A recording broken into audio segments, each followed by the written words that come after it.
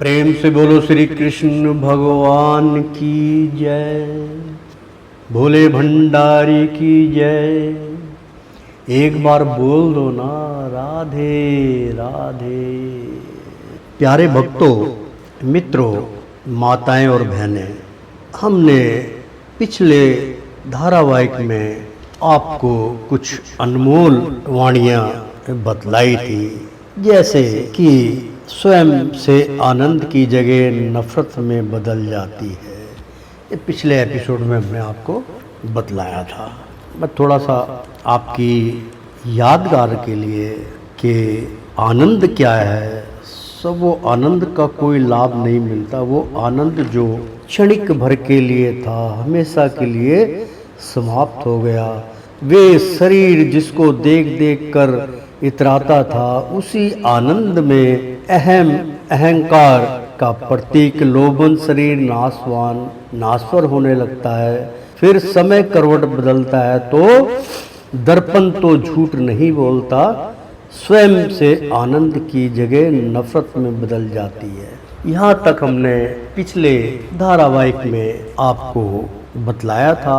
अब 30वां धारावाहिक शुरू होने जा रहा है, क्योंकि अब ये धारावाहिक अंतिम चरण में जा रहा है। इसके आगे 2-3 जितने भी होंगे, तो आप ये अंतिम के जो धारावाहिक है इसको बड़े ध्यान पूर्वक सुनिए। इसमें आपको काफी कुछ ज्ञान प्रदान होगा। तो एक बार बोल दो ना राधे राधे, कृष्णम कृष्णम। नंबर 2, परम आनंद, यानी कि आनंद से ऊपर उठकर ही परम आनंद प्राप्त होता है। यानी कि प्रश्न नंबर 2 कि परम आनंद क्या होता है, क्योंकि मैंने पीछे आपको बतलाया था, उन सब प्रश्नों का आपको उत्तर मिल रहा है। तो प्रश्न नंबर 2, परम आनंद यानी कि आनंद से ऊपर उठकर ही परम आनंद प्राप्त होता है, अर्थात परे लोकों का ज्ञान तीनों काल से ऊपर है। परम ज्ञान, परमानंद, ईश्वर शक्ति से आगवत होना ही परम आनंद की अनुभूति का एहसास होता है। यानी कि परम आनंद यानी कि आनंद से ऊपर उठकर ही परम आनंद प्राप्त होता है, अर्थात परे लोकों का ज्ञान तीनों काल से ऊपर है। परम ज्ञान, परमानंद, ईश्वर शक्ति से आगवत होना ही परम आनंद की अनुभूति का एहसास होता है। जब आनंद की सारी इच्छाओं का त्याग होता है तो परम आनंद की पहली झलक का अनुभव करता है प्राणी।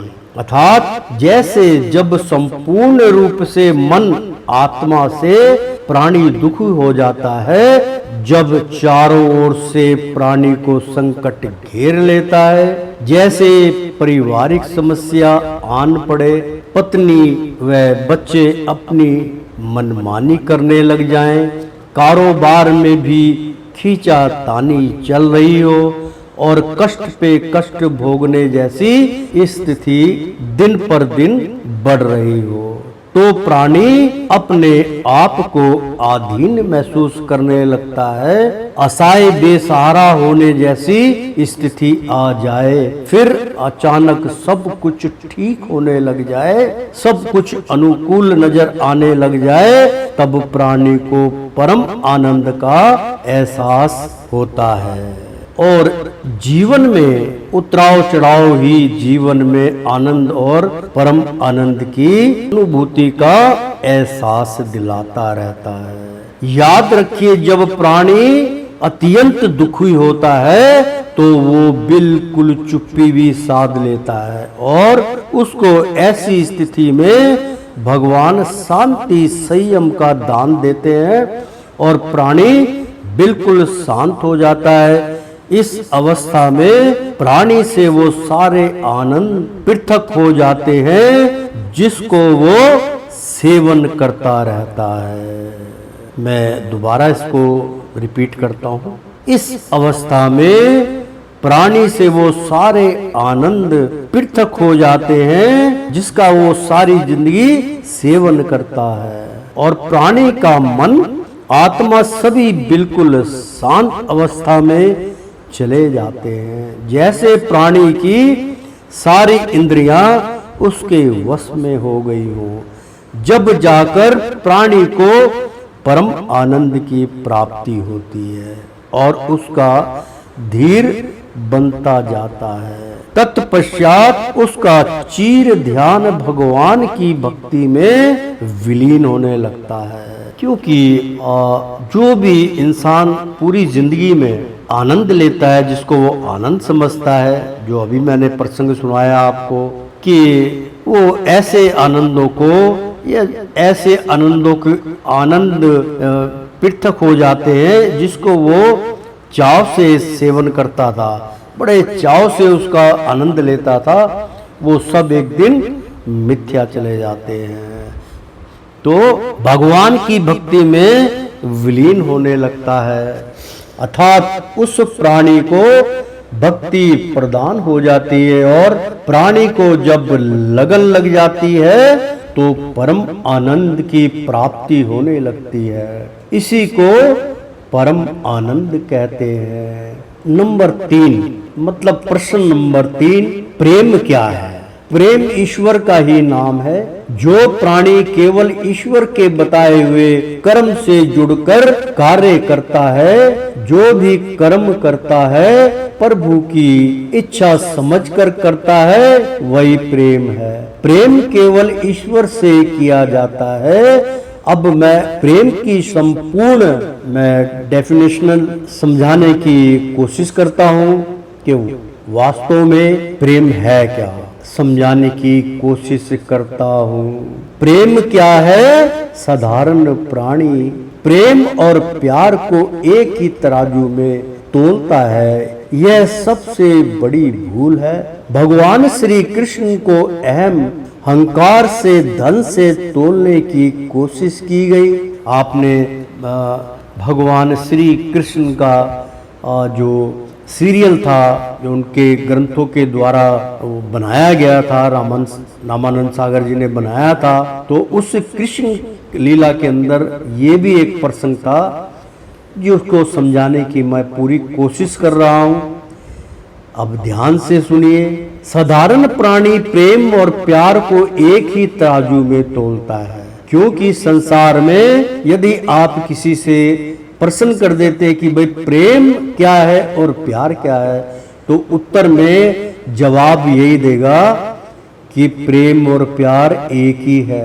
लेकिन यहाँ पर भगवान श्री कृष्ण ने दोनों में अंतर कर हमें समझाने की कोशिश की। मैं आपको उन्हीं की वाणी में समझाने का प्रयास करता हूँ।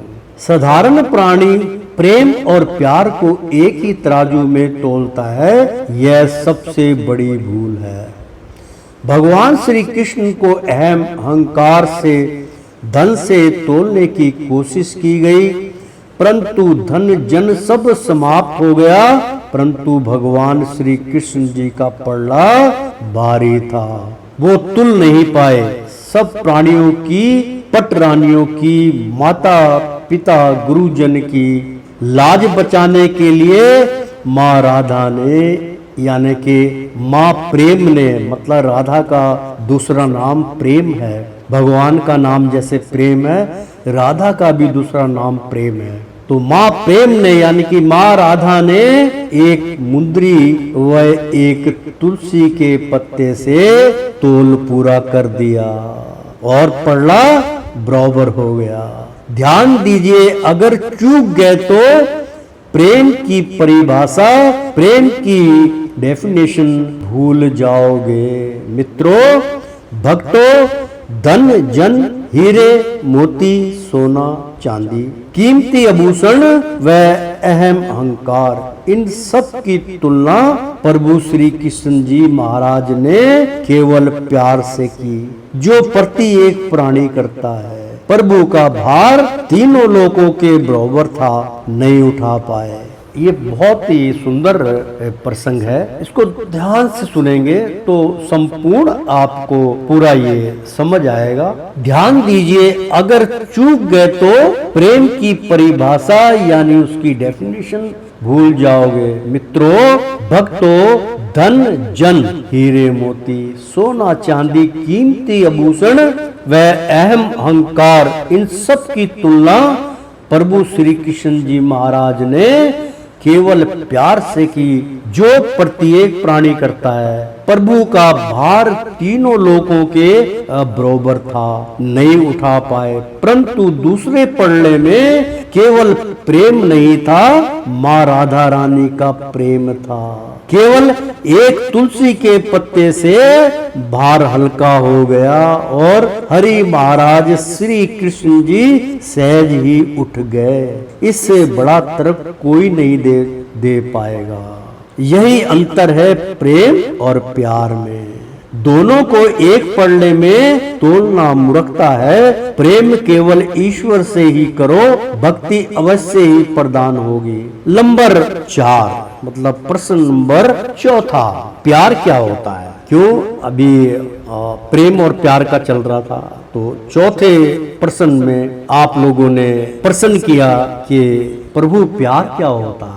प्रेम तो आपने बतला दिया कि ईश्वर का ही नाम है प्रेम, तो प्यार क्या है उसकी तुलना भी मैंने बहुत अच्छे सरलता से की है, क्योंकि वो सब मोह माया का जाल था, इसलिए वो वजन नहीं सहन कर पाए और भगवान एक तुलसी के पत्ते से हल्के हो गए।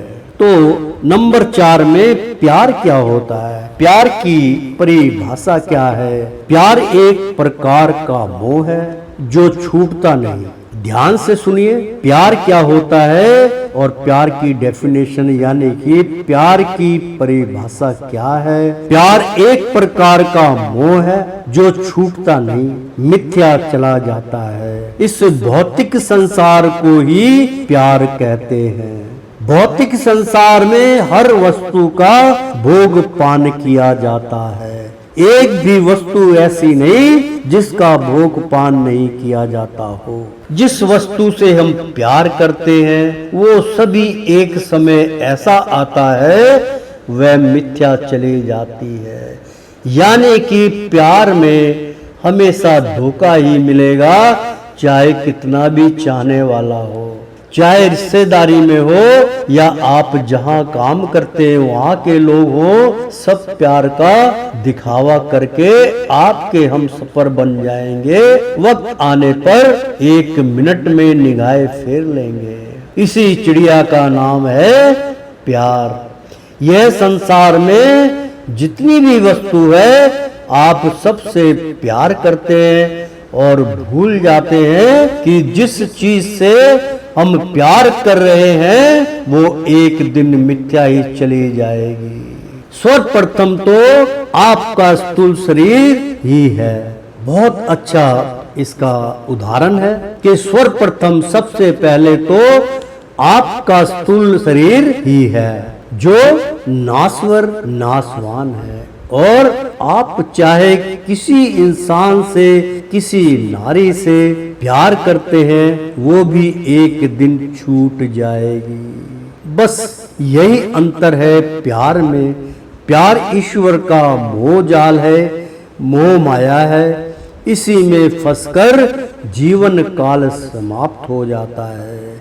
तो एक बार बोल दो ना, राधे राधे कृष्णम कृष्णम। तो प्यारे मित्रों, नंबर 5वां यानी कि प्रश्न नंबर 5, ऐश्वर्य क्या है? ऐश्वर्य क्या है? ऐश्वर्य केवल ईश्वर भक्ति का ही नाम है जो मिथ्या नहीं जाता।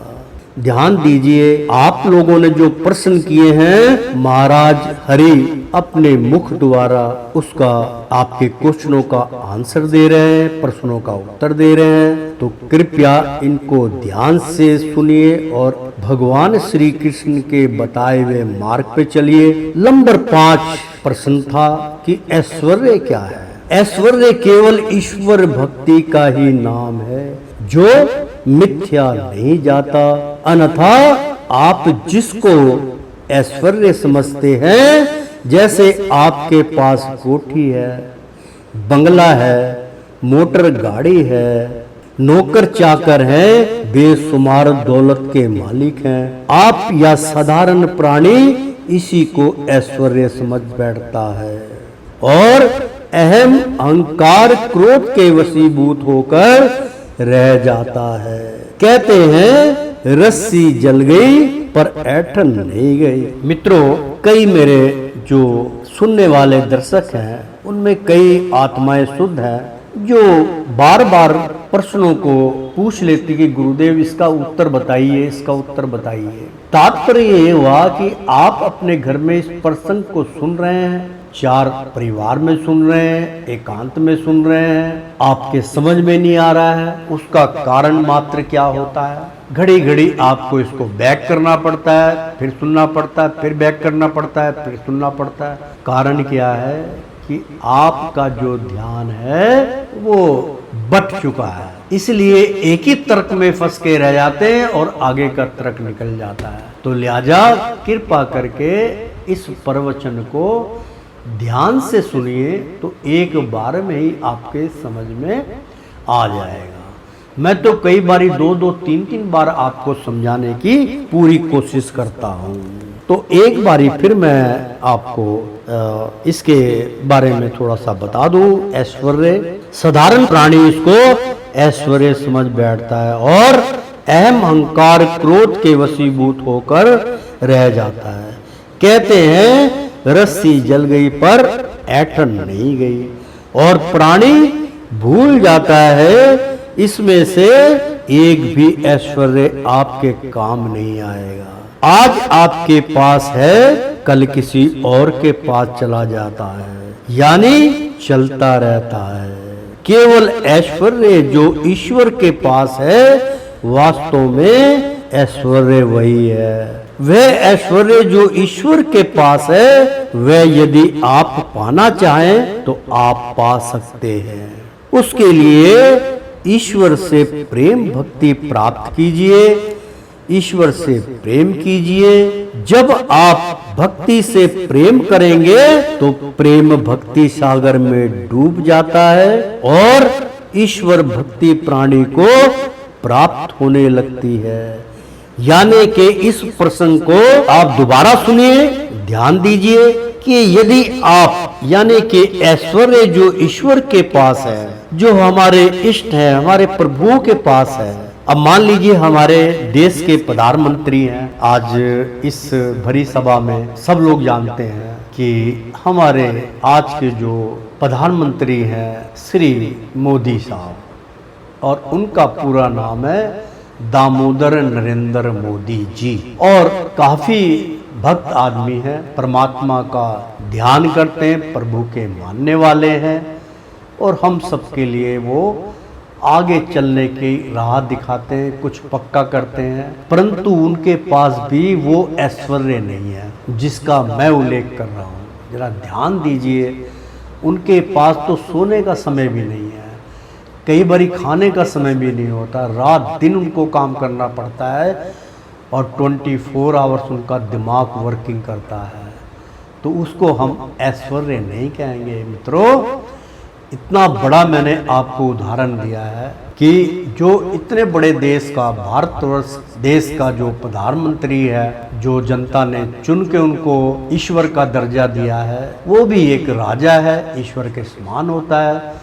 मान सम्मान करना हमारा धर्म है, चाहे वो हित में और चाहे वो अनित में, लेकिन पद को सलूट मारता है आदमी। हर चीज, किसी चीज की उनके पास कोई कमी नहीं है। हवाई जहाज में सफर है, बढ़िया से बढ़िया वाट जो है कार होती है उनके पास, जो बुलेट प्रूफ होती है, और कितनी सिक्योरिटी होती है, सब कुछ उस तरीके से ऐशो आराम हम देखते हैं। लेकिन जिस ऐश्वर्य की मैं बात कर रहा हूँ वो तो एक सबसे अलग है कि इतना बड़ा आदमी जिसके पास सब कुछ है, वो भी ऐश्वर्य नहीं है। जरा ध्यान से सोचो मित्रों कि वो भी ऐश्वर्य नहीं कर पाते। जिस ऐश्वर्य की मैं बात कर रहा हूँ, बाकी जो प्राणी छोटे मोटे, किसी पर गाड़ी है, किसी पर बंगला है, ये क्या ऐश्वर्य? ये कुछ भी नहीं है। दो दो लड़कियों से संबंध बना रखा है, किसी एक से प्रेम करता है, पर नारी से नेहा लगा है, ये ऐश्वर्य नहीं है। ये ऐश्वर्य नहीं है, ये केवल प्यार मोह है। असली ऐश्वर्य की मैं बात कर रहा हूँ जो परमात्मा के पास है, ऐश्वर्य जो ईश्वर के पास है। ऐसा ऐश्वर्य जो ईश्वर के पास है, वह यदि आप पाना चाहें तो पा सकते हैं। बड़ा अटपटा लग रहा होगा आपको कि यार गुरुदेव हमारे को मीठी मीठी गोलियां कैसे देते हैं। मित्रों, ये मीठी गोली नहीं है, ये परम आनंद है। और जिस ऐश्वर्य की मैं बात कर रहा हूँ वो मिथ्या नहीं जाएगा, वो नाश्वर नाशवान नहीं है। इस बात को आप अपने भेजे में उतार लीजिए। जो ऐश्वर्य प्रभु के प्रति आप प्राप्त करेंगे, वही ऐश्वर्य आपके मृत्यु के पश्चात जब आप इस संसार को छोड़ के परेलोक में जाएंगे, तो वही ऐश्वर्य की अनुभूति आपको प्राप्त होगी। इस बात को आप अपने ब्रेन में उतार लीजिए और बताए हुए मार्ग पे चलने की चेष्टा कीजिए। ये बहुत बड़ा संकेत मैं आपको दे रहा हूँ। हालांकि महाराज जी कई बार मुझे कह देते हैं ये इतना बड़ा बड़ा गुणक रहस्य क्यों बताता है। मैं कहता हूँ महाराज आप मुझे बताओगे, मैं उनको बताऊंगा। तो एक बार बोल दो ना, राधे राधे। पा सकते हैं उसके लिए ईश्वर से प्रेम। ध्यान से सुनना मित्रों, चाहे वो सूक्ष्म है चाहे वो स्थूल है, दोनों के लिए सर्वश्रेष्ठ पैगाम महाराज हरि दे रहे हैं। इसलिए ध्यान से सुनिए। यदि इधर उधर आपका ध्यान भी है तो इस प्रसंग को बड़े ध्यान से अपने चित्त में उतार लीजिए। तो कहने का मतलब है कि ऐश्वर्य जो ईश्वर के पास है, वह यदि आप पाना चाहें तो पा सकते हैं। सहज ही इसका उपाय भगवान श्री कृष्ण अपने मुख द्वारा बतला रहे हैं। तो उसके लिए ईश्वर से प्रेम भक्ति प्राप्त कीजिए। यानी कि ईश्वर से प्रेम करेंगे तो आपको ईश्वर की भक्ति प्राप्त हो जाएगी। जो ईश्वर की भक्ति होती है वो निस्वार्थ होती है, निस्भाव होती है। उसमें सारी पाने की इच्छाएं समाप्त हो जाती हैं। उसके लिए ईश्वर से प्रेम भक्ति कीजिए। यानी कि प्यार से मत कीजिए, प्रेम से भक्ति कीजिए। जब आप भक्ति से प्रेम करेंगे, यानी कि भक्ति से भगवान का ध्यान करेंगे, उसमें भक्ति वेदना आपके अंदर उत्पन्न होगी और प्रभु से प्रेम होगा। भक्ति के भक्त कौन होता है? जो केवल एक के प्रति मतलब जो है अपनी संवेदना प्रकट करे। तो भक्ति से प्रेम करेंगे तो प्रेम भक्ति सागर में, यानी कि हरि के अंदर प्रेम सागर, यानी कि जिसकी गहराई का कोई अंत नहीं। तो प्रेम सागर यानी कि प्रेम भक्ति सागर में डूब जाता है और ईश्वर भक्ति प्राणी को प्राप्त होने लगती है। जब आपको ईश्वर की भक्ति प्राप्त होगी, जब भक्ति के साथ सात रंगी अभिलाषा भी प्राप्त होगी। एक बारी मैं फिर इस प्रसंग को आप सबके लिए दोहरा देता हूं, क्योंकि हजारों प्राणियों के हाथ ऊपर उठ रहे हैं। तो आप ध्यान से सुनिए, ये सबके लिए प्रसाद जा रहा है, क्योंकि बड़ा आनंदित प्रसंग था ये। ऐश्वर्य जो ईश्वर के पास है, वह यदि आप पाना चाहें तो पा सकते हैं। उसके लिए ईश्वर से प्रेम भक्ति प्राप्त कीजिए। जब आप भक्ति से प्रेम करेंगे तो प्रेम भक्ति सागर में डूब जाता है और ईश्वर भक्ति प्राणी को प्राप्त होने लगती है। जब आपको ईश्वर की भक्ति प्राप्त होगी, जब भक्ति के साथ सतरंगी अभिलाषा भी प्राप्त होगी, जैसे प्रभु मिलन, अमुक बल, अहम, अहंकार, ईर्षा, बैर भाव, क्रोध के सतरंगी का हेर फेर कहते हैं। परंतु आप सदैव याद रखिए कि भक्ति मार्ग प्रभु मिलन में सबसे कठिन बाधा यही सतरंगी है। मित्रों, बड़े सरलता से मैंने इतना गुणक रहस्य आपको बतलाया है।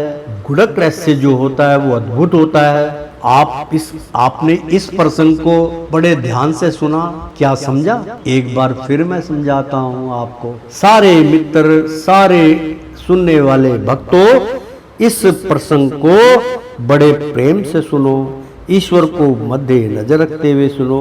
उन्होंने सतरंगी की कि जब आप भक्ति में संपूर्ण हो जाएंगे तो आपको क्या चीज प्राप्त होगी, क्योंकि उसी के अंदर आदमी फिर खेलने लग जाता है। तो भगवान कहते जब भक्ति के साथ सात रंगी अभिलाषा यानी कि आपकी उत्तेजना बढ़ेगी, वो भी प्राप्त होगी।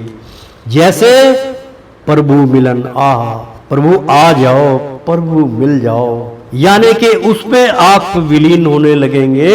जैसे प्रभु मिलन, अमूक बल, मुझे इतनी शक्तिशाली, इतना बलधारी बना दो कि मैं क्या करूं। जब भगवान दोनों चीज आपको प्राप्त कर देंगे, आपको प्रभु मिलन भी हो जाएगा और अमुक बल की भी प्राप्ति हो जाएगी, तो आप स्वयं सोचिए कि उसके बाद आपके साथ क्या व्यतीत होगा, उसका क्या असर होगा। उसके बाद भगवान कहते हैं पहले प्रभु मिलन, फिर उसके बाद अमुक बल, फिर अहम, फिर अहंकार, फिर ईर्षा, फिर बैर भाव, क्रोध। इसी को सतरंगी का हेर फेर कहते हैं। परंतु आप सदैव याद रखिए कि भक्ति मार्ग प्रभु मिलन में सबसे कठिन बाधा यही सतरंगी है। ये सतरंगी का जो एर फेर है मित्रों, ये बड़ा ही दर्दनाक। तो जब आपको ऐसी भक्ति प्रदान हो तो सतरंगी के एर फेर में मत पड़ना, चमक दमक में मत जाना कि जब तुम भक्ति में संपूर्ण हो जाओ तो तुम्हारे पास हर चीज की सुविधा हो जाएगी, मोटर, गाड़ी, बंगला, नौकर चाकर सब कुछ प्राप्त हो जाएगा। तब ऐसी स्थिति में आप क्या करेंगे? इस चमक धमक में, इस सात रंगी रंग में आप डूब जाएंगे और प्रभु को भूल जाएंगे और प्रभु का बिछोड़ा हो जाएगा। तो इसलिए सबसे कठिन बाधा यही सतरंगी है। आप केवल एक रंग की मन में अभिलाषा रखें, वह है दिव्य कलर, शांति का प्रतीक, वो है आभा मंडल यानी ओरा। बहुत बड़ा रहस्य जो है आपको बतलाया जा रहा है, हरि के मुख के द्वारा बतलाई जा रही है। तो आप इस पे थोड़ा सा ध्यान दीजिए कि आप जब ऐसी अवस्था में फंसेंगे तो आपको निकालने का मार्ग भी प्रभु बार बार बतला रहे हैं। आप केवल एक रंग की मन में अभिलाषा रखें, वह दिव्य कलर, शांति का प्रतीक, वो है आभा मंडल यानी ओरा। आपको केवल दूधिया प्रकाश नजर आने लगे। ध्यान रखिए, दूध का असली रंग सफेद नहीं है। असली भैंस का दूध या गाय का दूध को ध्यान से देखिए तो उसमें हल्का तोतिया रंग की आभा नजर आ जाएगी। तब आप उस ऐश्वर्य स्थिति तक पहुंच जाएंगे जो कभी मिथ्या नहीं जाएगी। वही ईश्वर ऐश्वर्य की आपको प्राप्ति होगी। यही है अनमोल ऐश्वर्य जो केवल प्रेम भगवान हरि के पास है। उसमें से कुछ प्रकाश स्वरूप ऐश्वर्य आपको प्राप्त होगा जो अनंता तक से वे बेमुख नहीं होगा। यही है ऐश्वर्य जो नाशवान नहीं है, बाकी सब नाशवर नाशवान है। इससे हमेशा बचने की कोशिश करते रहना। तो एक बार बोल दो ना, राधे राधे कृष्णम कृष्णम। तो श्रीमन नारायण नारायण हरि हरि, श्रीमन नारायण नारायण हरि हरि। तेरी लीला सबसे न्यारी न्यारी बोलो हरि हरि। ओ श्रीमन नारायण नारायण हरि हरि। ओ श्रीमन नारायण नारायण हरि हरि। एक बार बोल दो ना राधे राधे। भगवान श्री कृष्ण, माँ राधिका, माँ गौरा पार्वती, भगवान शिव के चरणों की धूली आप सबको आशीर्वाद स्वरूप प्रदान हो। उनका आशीर्वाद आयुष्मान भवा, परिवार आपका सुख शांति से इस जीवन काल को अंतिम क्षण तक ले जाए।